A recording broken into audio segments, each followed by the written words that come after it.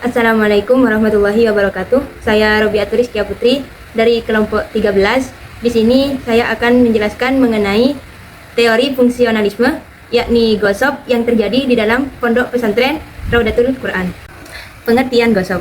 Gosop yakni memakai atau menggunakan barang orang lain tanpa izin. Di pesantren, kasus gosop ini seperti mengambil gayung, ember, dan itu tanpa seizin orangnya.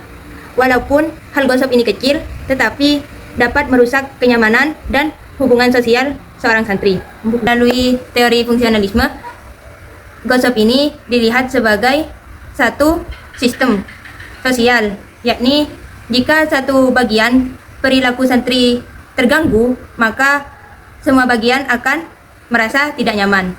Lanjutkan dengan rumusan masalah. Yang pertama yakni bagaimana bentuk gosip yang terjadi di pesantren. Yang kedua yakni bagaimana teori fungsionalisme menjelaskan fenomena gosip. Dan yang ketiga yakni bagaimana peran pondok dalam menjaga keseimbangan sosial.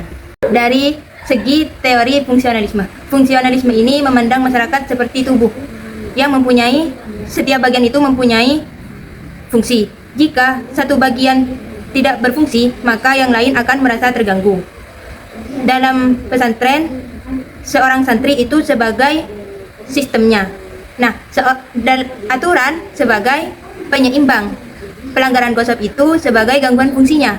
Dan yang terakhir yakni pembinaan atau sanksi itu sebagai menjaga keseimbangan sosial. Baik, di sini saya akan melanjutkan pembahasan yang telah dijelaskan oleh Saudari Robiatul Rizkia Putri.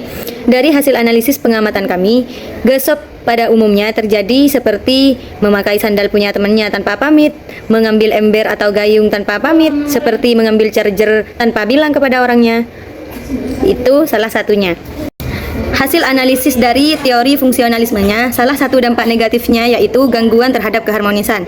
Gosip menimbulkan pertengkaran, ketidaknyamanan, dan juga menambah kecurigaan. Juga mendorong pondok pesantren membuat aturan baru, seperti sanksi menegur, memberi nama pada barang.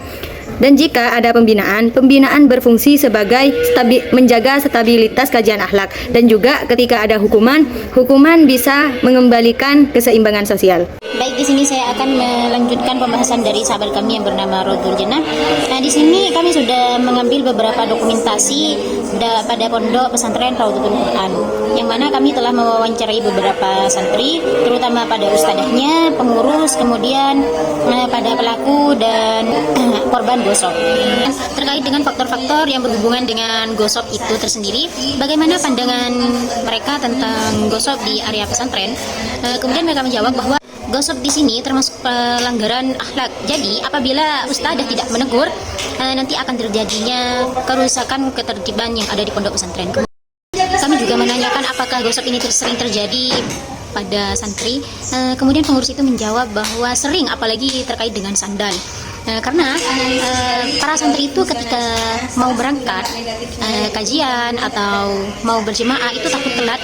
Mereka itu sering terburu-buru dan tidak memakai sandalnya sendiri, kemudian memakai sandal tanpa seizin dari sang pemilik. Terkait pada dokumentasi di atas, kami juga menanyakan kepada sang korban gosip apa dampak yang terjadi kepada dia karena seringnya digosip. Dia menjawab bahwa dia itu sering kesal karena sandalnya tidak pernah ada. Dampak negatifnya yaitu dia sering berpikir negatif terhadap teman-temannya meskipun temannya itu tidak menggosip sandalnya. Kami juga menanyakan kepada sang pelaku mengapa dia menggosip, karena dia butuh cepat datangnya ke masjid karena saking terburu-burunya. Tapi dia mengakui bahwa tindakan itu salah. Jadi, kesimpulan di sini adalah gosip mengganggu ketertiban dan kenyamanan santri.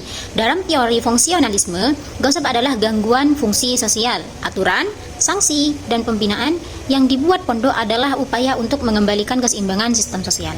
Baik, cukup sekian yang dapat kami sampaikan. Kurang lebihnya mohon maaf. Wassalamualaikum warahmatullahi wabarakatuh.